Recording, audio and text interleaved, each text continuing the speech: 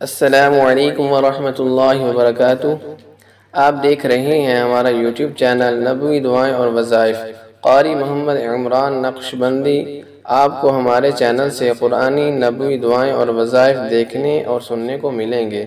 ہمارے چینل کو سبسکرائب کر لیں، بیل آئیکن کے بٹن کو دبا دیں تاکہ آنے والی ہر ویڈیو آپ تک بآسانی پہنچ سکے۔ بسم اللہ الرحمن الرحیم۔ نحمد و نصلی علی رسولہ الکریم۔ محترم سامعین، آج کا وظیفہ بہت ہی عجیب و غریب وظیفہ ہے اور اس کی برکات آپ سن کر حیران ہو جائیں گے۔ ہمارے پیر حضرت مولانا پیر احمد ذوالفقار نقشبندی صاحب نے اپنے ایک بیان میں واقعہ سنایا۔ انہوں نے بتایا کہ ہمارے سلسلے کے ایک بزرگ گزرے ہیں، حضرت خواجہ عبدالمالک، تو انہوں نے اپنا واقعہ بیان فرمایا مسجد میں بیٹھ کر۔ ہمارے عزیزی فرماتے ہیں کہ انہوں نے مسجد میں بیٹھ کر مجھے یہ واقعہ سنایا ہے کہ واقعہ کچھ اس طرح سے ہے کہ میں جو ہے اپنے حالات میرے تنگ دستی کے عالم میں تھے، حالات بہتر نہیں تھے، تو میں جو ہے اپنے مرشد، ان کے مرشد تھے حضرت خواجہ پیر فضل علی قریشی رحمۃ اللہ علیہ، مسکین پور شریف والے، کہا میں ان کے پاس گیا، ان کو میں نے کہا کہ حضرت میرے حالات بہتر نہیں ہیں، اچھے نہیں ہیں، تنگ دستی ہے، کچھ وظیفہ کوئی عمل بتا دیں۔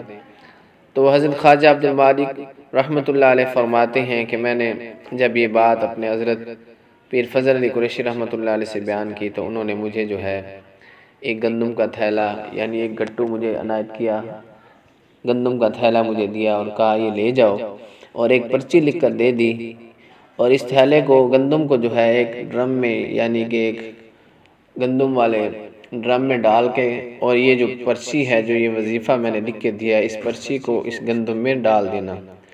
فرمایا کہ میں نے اس پرچی کو، اس گندم کو ایک ڈرم میں ڈالا، اور 40 سال سے اس گندم کو میں استعمال کر رہا ہوں، آج تک وہ ایک تھیلا، ایک گٹو، یعنی کہ 40 سال سے استعمال کر رہا ہوں، کبھی ختم نہیں ہوا۔ ایسی برکات کیسے مل جاتی تھی؟ یہ آج کے دور کی بات ہے، زیادہ پرانی باتیں نہیں ہیں۔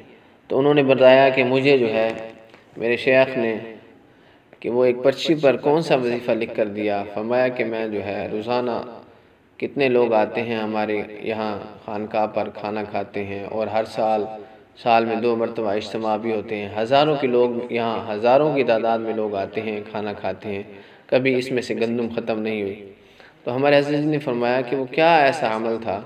تو انہوں نے بتایا کہ انہوں نے ایک پرچی پر حسبنا اللہ ونعم الوکیل نعم المولا ونعم النصیر لکھ کر دیا تھا، اور اس پرچی کو میں نے اس گندم میں رکھا تھا۔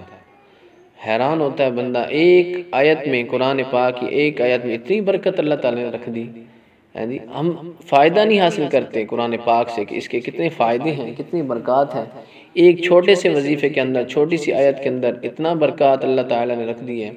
پورے قرآن پاک میں کتنی برکات ہوں گی، ذرا ہم سوچیں تو صحیح۔ آج ہم کیوں پریشان ہیں، کیوں تنگ دستی، کیوں بے روزگاری، حالات کے خراب ہونے کے، ہر وقت رونا روتے رہتے ہیں؟ اس کی وجہ یہی ہے کہ آج ہم قرآن سے دور ہو چکے ہیں۔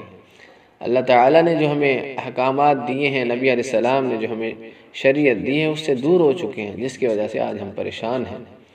محترم سامعین، اس وظیفے کو ہم بھی اپنی زندگی کا معمول بنا لیں، چلتے پھرتے اس کا معمول بنائیں۔ ہمارے اکابرین بزرگ حضرات کہتے ہیں کہ کم از کم کوئی بھی عمل ہو تو اس کو 313 مرتبہ کی تعداد میں کیا جائے تو اس کا جلدی فائدہ ہوتا ہے۔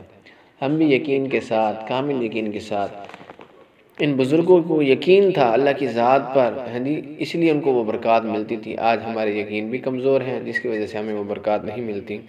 محترم سامعین، اس وظیفے کو یاد کر لیں اور اس کو معمول بنا لیں، وظیفہ سن لیں۔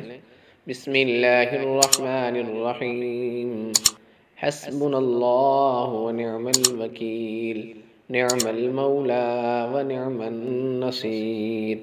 حسبنا اللہ ونعم الوکیل نعم المولا ونعم النصیر۔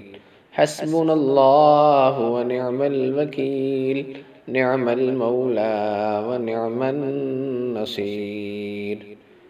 محترم سامعین، ہمارے چینل کو سبسکرائب کر لیں تاکہ ہر آنے والی دعا اور وظیفہ آپ کو اسی طرح ملتا رہے، اور ہمارے وظائف کو انشاءاللہ آپ شیئر بھی کیا کریں۔